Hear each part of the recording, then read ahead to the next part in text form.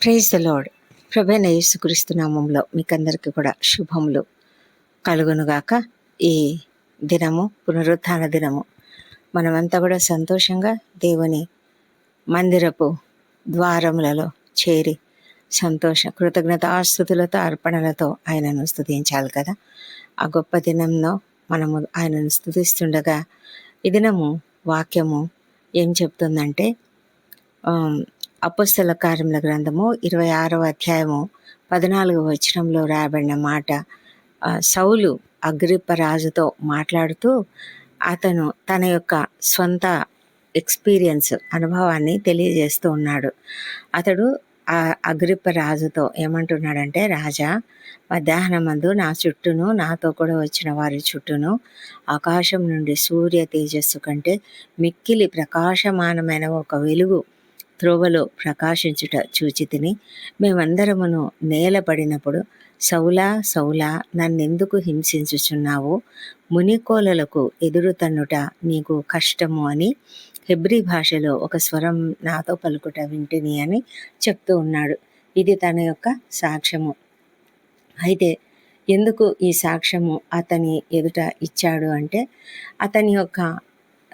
అతను సడన్గా ఎలా ఈ విధంగా మారిపోయాడు, ఏంటి అతను మారడానికి కారణం అని అందరూ కూడా అనుకుంటూ ఉన్నారు కదా. అందుకని అగ్రిప్ప రాజుతో చెప్తున్నాడు ఏమంటే, మొదటి నుండి యెరూషలేములో నేను నా జనం మధ్యను బాల్యం నుండి బ్రతికిన బ్రతుకు ఎలాంటిదో యూదులందరూ కూడా ఎరిగినవారు. ఎందుకంటే నేను బహునిష్టగల తెగను అనుసరించి పరిసయుడుగా ప్రవర్తించాడంట. అయితే అతను ఏం చేస్తున్నాడంటే, నజరేయుడైన యేసునామమునకు విరోధంగా అనేక కార్యములు చేయాలని అనుకున్నాడు. ఎందుకంటే అసలు దేవుడు మృతులను లేపడం అనేది అసలు నమ్మదగినది అని యూదులు అనుకుంటున్నారు. అయితే ఎందుకు అలా అనుకుంటున్నారు? నేను అలాగే అనుకున్నాను. నేను కూడా అసలు నజరేయుడైన యేసును చాలా తక్కువగా చూశాను. నేను ప్రధాన యాజకుల వలన అధికారం పొంది పరిశుద్ధులను అనేకులను చెరసాలలో వేసి వారిని చంపితే కూడా నేను సమ్మతించాను. అయితే ఇతర పట్టణాలకు వెళ్ళి అక్కడున్నటువంటి క్రైస్తవులను, అక్కడున్నటువంటి ప్రభువైన యేసు శిష్యులను కూడా హింసించాలని అనుకుని ఒక ఆజ్ఞను, అధికారాన్ని పొందుకొని దమస్కునకు పోతూ ఉన్నప్పుడు ఈ సంఘటన జరిగింది. అయితే ఇక్కడ మనము మాట్లాడుకునే మాటలు ఏంటి? సౌలు అగ్రిప్పరాజుతో ఈ మాటలు చెప్తూ ఉన్నాడు. ఈ మాట ఏదంటే, మునికోలలకు ఎదురు తన్నుట నీకు కష్టమని ప్రభువు చెప్పాడంట. మనకు అపోస్తల కార్యములు 9వ అధ్యాయంలో ఈ మాట లేదు. అయితే లూకా దీన్ని రికార్డ్ చేసినప్పుడు మరి పౌలుగా మారినటువంటి సౌలు అగ్రిప్పరాజు ఎదుట సాక్ష్యమిస్తున్న సమయంలో ప్రత్యేకంగా ఈ మాటను చెప్పడం అనేది మనము ఆలోచించాలి. మునికోలలకు ఎదురు తన్నడం అంటే ఏంటి? అసలు మునికోలలు అంటే ఏంటి అంటే, అది మామూలుగా రైతులు ఎద్దులతోని వ్యవసాయం చేస్తూ ఉంటారు కదా. అయితే వారు వెనక నుంచి ఒక పొడుగాటి చురుకైన కర్రతో ఇలా పొడుస్తూ ఉంటారనమాట. అవి ఎప్పుడైనా ఎదురు తిరగాలనుకున్నా కూడా ముందుకు వెళ్ళకుండా మొండికి వేసి కొన్ని ఎద్దులు ఎదురు తిరుగుతాయన్నమాట. అట్లాంటప్పుడు అవి ఎంత ఎదురు తిరిగి ఆగిపోవాలని ఎంతగా వెనక్కి వస్తూ ఉంటే ఆ మునికోల అనే ఆ యొక్క కర్ర, చురుకైనటువంటి కర్ర, దాని ముందు భాగము చాలా చురుగ్గా ఉంటుంది. అది కుచ్చుకుంటుంది అన్నమాట. వాటికి కుచ్చుకుంటే చాలా నొప్పేస్తుంది. అంటే అవి మేము మాట వినము అని అవి ఎదురు తిరిగినప్పుడు, పని చేయకుండా ఆగిపోయినప్పుడు ఈ కర్ర కుచ్చుకునే కొద్దీ అవి మళ్ళీ ముందుకే సాగాలన్నమాట. ఇది ఎందుకు ప్రభువైన యేసుక్రీస్తు ఈ ఎగ్జాంపుల్ చెప్పి సౌలుతో ఎందుకు ఈ మాట మాట్లాడాడు అన్న విషయాన్ని గురించి సౌలు చెప్పాడు. అయితే సౌలు వివరంగా చెప్పలేదు. కానీ మనం ఆలోచిస్తే కొంతమందిలో ఒక రకమైన మొండితనం ఉంటుంది. ప్రభువును అంగీకరించిన వాళ్ళు చాలామంది, మనకు తెలిసిన వాళ్ళు, మనకు ఇష్టమైన వాళ్ళు, మన ప్రియమైన వాళ్ళు, మన కుటుంబంలోని వాళ్ళు, లేకపోతే మన ఫ్రెండ్స్, దేవుని గురించి బాగా తెలుసు వాళ్ళకు. దేవుడు ఎంత గొప్పవాడో తెలుసు, ఆయన ఎంత గొప్ప కార్యాలు చేశాడో తెలుసు. అయినా కూడా వాళ్ళు ఏం చేస్తారంటే ఒప్పుకోరు. చూసారా, అస్సలు ఒప్పుకోరు. ప్రభువును స్వంత రక్షకునిగా అంగీకరించడం కానీ, ప్రభువు దేవుడు అని అంగీకరించడం కానీ అది చేయలేరన్నమాట. అయితే అది చేయకపోవడం వలన వాళ్ళలో మనసులో శాంతి ఉండదు. అందుకే వాళ్ళు ఏం చేస్తారంటే రకరకాల చోట్లకు వెళ్తూ ఉంటారు. ఆ శాంతిని ఎక్కడెక్కడో వెతుక్కుంటూ ఉంటారు. ప్రభు సౌలుకు దర్శనము దమస్కు మార్గంలో కలిగిన ఆ మార్గంలో ప్రభు అడిగినటువంటి క్వశ్చన్ అదే. ఏంటంటే, ఎందుకు నువ్వు నన్ను హింసిస్తున్నావు? ఇది మునికోలలకు ఎదురు తన్నడమే తెలుసా? ఎదురు నిలవడమే అది తెలుసా? అంటే మనం ఎప్పుడైతే రెసిస్ట్ చేస్తూ ఉన్నామో, దేవుణ్ణి అంగీకరించకుండా, అది ఇంకా మన హృదయాన్ని గుచ్చుకుంటుంది. మన హృదయంలో ఇంకా నొప్పిని ఇస్తుంది. ఇంకా దాని వలన ఇంకా మనము బాధ చెందుతూ ఉంటాము. కనుక ఇది నీ మనసిది, నీ మనస్తత్వం ఇది. నీకు తెలుసు నేనెవరో, నేను చనిపోయాను, తిరిగి లేచాను అని కూడా తెలుసు. అయినప్పటికీ కూడా నువ్వు అంగీకరించలేకుండా ఉన్నావు. నువ్వు క్రైస్తవులను హింసిస్తున్నావు. క్రైస్తవులను హింసించడం అంటే నన్ను హింసిస్తున్నట్లే. ఎప్పుడైతే ప్రభైన యేసుక్రీస్తు శిష్యులను నువ్వు హింసిస్తున్నావో అది నన్ను హింసించడమే అని ఆయన అడిగినప్పుడు అతని హృదయంలో ఒక పరివర్తన కలిగింది. సౌలు హృదయంలో పరివర్తన కలిగింది. కలిగినందువల్లనే అతడు దేవుణ్ణి అంగీకరించగలిగాడు. దేవునిని ఎప్పుడైతే మనము ఒప్పుకోకుండా ఉంటామో మన హృదయాలలో ఉండేటువంటి శాంతి అనేది ఉండదు. మన హృదయంలో నెమ్మది ఉండదు. మన హృదయంలో అశాంతి రాజ్యం వెళ్తూ ఉంటుంది. మనము ఒక పోరాటంలో ఉంటాము. అది చెప్పడానికి ఎవరికి చెప్పుకోలేము. ఎవరికి చెప్పడానికి మనకే అర్థం కాదు. మనలోనే ఆ అశాంతి ఉంటుంది. ఆ అశాంతిని మనం ఎట్లా కూడా ఎక్స్ప్రెస్ చేయలేనట్లాంటి స్థితిలో మనం ఉంటామన్నమాట. అందుకే ఈ పరిస్థితిని ప్రభు ఈ విధంగా చెప్పాడు. కాబట్టి మనము చేయవలసింది ఏంటి? దేవుణ్ణి అంగీకరించడమే. సౌలు ఆ ముఖదర్శనము, దేవుని ముఖదర్శనము ఆయనకు అందే వరకు కూడా అతడు దేవుణ్ణి అంగీకరించలేకపోయాడు. ఈ లోకంలో ఎంతోమంది అలాంటి వాళ్ళు ఉన్నారు. బైబిల్ను చింపేసినటువంటి కొంతమంది ఆ తర్వాత ఎంతో భక్తులయ్యారు, గొప్ప సేవకులయ్యారు. బ్రదర్ భక్త సింగ్ అలాంటి వాడే. సాధు సుందర్ సింగ్ అలాగే ఒక విధమైన కష్టంలో ఉండి రక్షించబడ్డాడు. ఇంకా చాలామంది ఉన్నారు. మనం చెప్తూ పోతే చాలా లిస్ట్ అవుతుంది. అలాంటి వాళ్ళలో కూడా ఇదే అన్నమాట. వాళ్ళలో ఉండే ప్రాబ్లం ఇదే.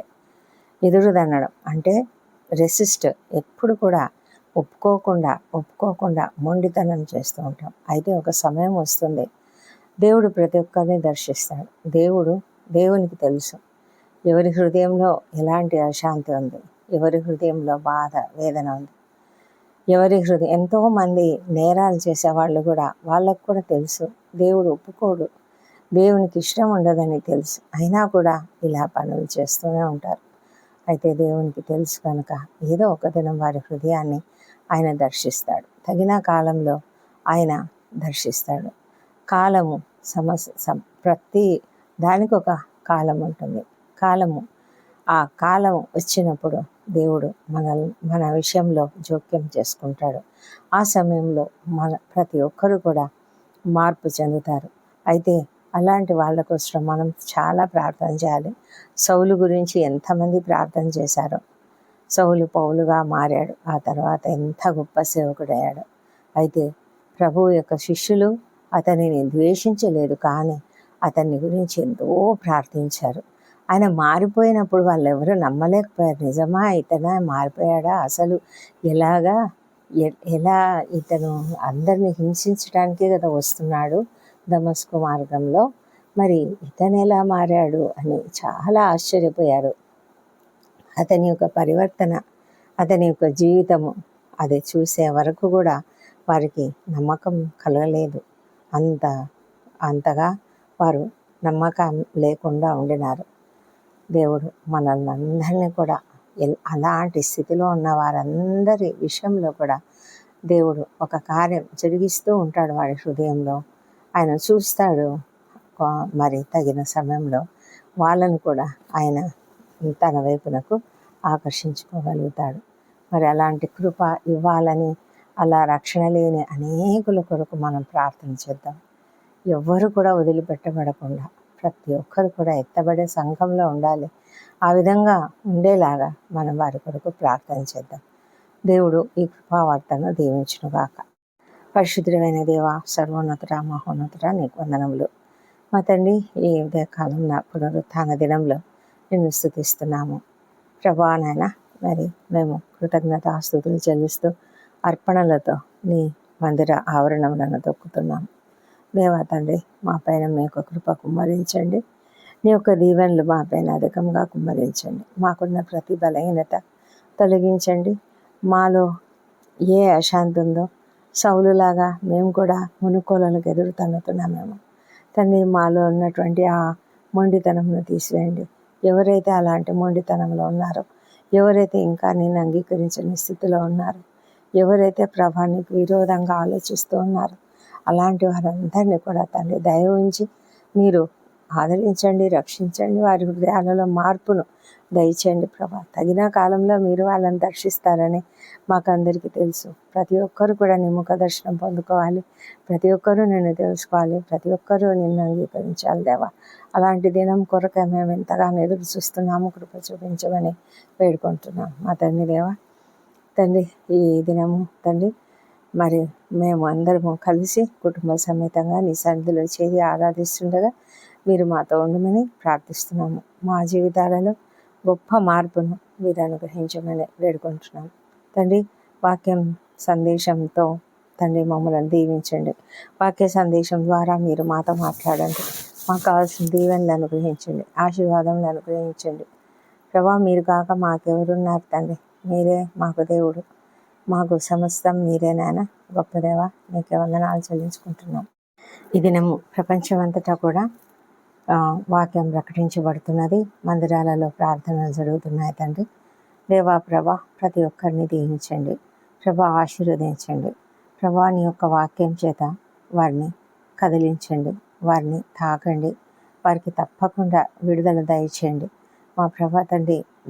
వినినటువంటి ప్రతి బిడ్డను కూడా ఆశీర్వదించమని ప్రార్థిస్తున్నాము తండ్రి. దయామేడవు నాయన, కృప కలిగిన దేవుడవు, అద్భుతాలు చేసే దేవుడవు కాబట్టి మేము నీకు వందనాలు చెల్లించుకుంటూ తండ్రి, ఎవరెవరైతే కష్టంలో, ఇబ్బందులలో, సమస్యలలో ఉన్నారో వారిని దీవించి వారి హృదయాలను నెమ్మదిపరచండి. వారిలో ఉన్నటువంటి అశాంతిని తీసివేయండి, సమాధానం అనుగ్రహించండి ప్రభా. వారి కుటుంబాలలో శాంతిని అనుగ్రహించండి. కుటుంబాలపై దాడి చేస్తున్న సాతాను శక్తులను యేసునామములో బంధిస్తున్నాము మా ప్రభా. ఎవరు కూడా నాయన ఆ భయంకరమైన పరిస్థితుల్లోకి వెళ్లకుండా మీరు వారిని కాపాడం తండ్రి నాయన.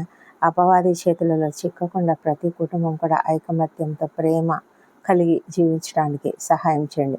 కలతలు లేకుండా చేయమని ప్రార్థిస్తున్నాము తండ్రి. సేవకులను ఆశీర్వదించండి. వారిపైన నీ పరిశుద్ధాత్మను కుమ్మరించి ప్రతి ఒక్కరు కూడా చక్కటి వాక్యము వారి నోటి నుంచి నీ మాటగా బయటికి రావడానికి సహాయం చేయమని ప్రార్థిస్తున్నాము. సేవకులకు పరిచర్యలో సహాయం చేస్తున్నటువంటి ప్రతి ఒక్కరిని కూడా దీవించండి. వారి కుటుంబాలను మీరు ఆశీర్వదించండి.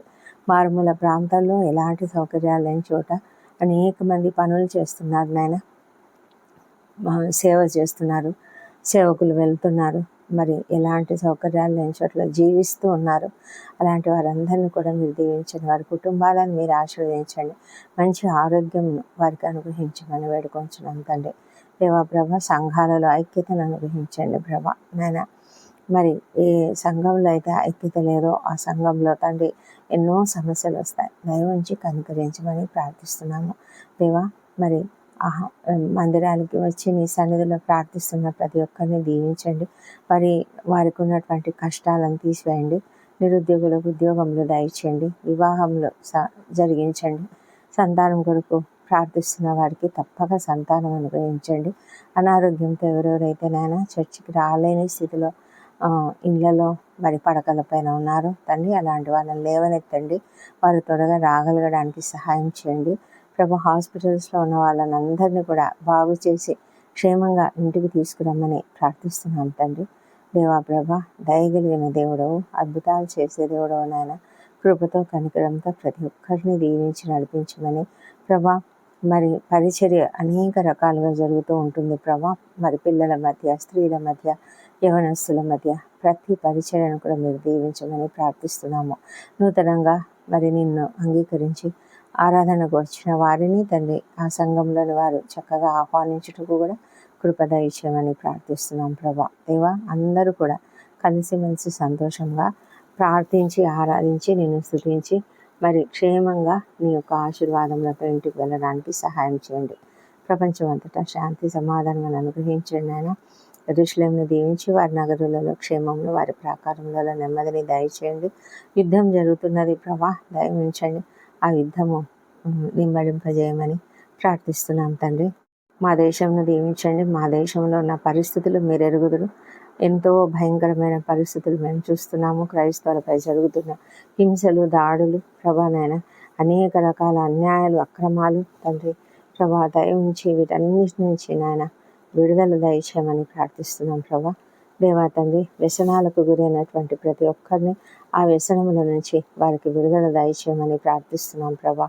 దేవా తండ్రి, నీకే వందనం చెల్లించుకుంటున్నాము. మరి ఈ దినము ఇక్కడ చేరిన మందిరంలో చేరిన ప్రతి ఒక్కరిని కూడా ఆశీర్వదించండి. కుటుంబాలను ఆశీర్వదించండి. ప్రతి ఒక్కరిని నీ యొక్క ఆశీర్వాదంతో నింపి క్షేమంగా ఇంటికి పంపించమని వేడుకొంటున్నాము మా ప్రభా తండ్రి. ఈయన బర్త్డేలు, వివాహ దినములు జరుపుకుంటున్న బిడ్డను దీవించి వారందరికీ నాయన నీ యొక్క దీవెనలు కుమ్మరించండి. ఇంతకుముందు గత సంవత్సరం అంతా వారికి చేసిన ప్రతి మేలును బట్టి నీకు వందనములు. రాబోయే సంవత్సరంలో ఇంకా అధికమైన మేలులను వారికి అనుగ్రహించమని ప్రార్థిస్తున్నాం తండ్రి. మా ప్రార్థనలన్నీ మీరు అంగీకరించి జవాబులు ఇచ్చినందుకు నీకు వందనములు. ఈ ప్రార్థనలన్నీ మా ప్రభువును, మా ప్రియ రక్షకుడు నైనా యేసుక్రీస్తు నామములో అడిగి పొంది ఉన్నామని నమ్ముతూ నీకు స్తోత్రం చెల్లిస్తున్నాం తండ్రి. Amen, amen.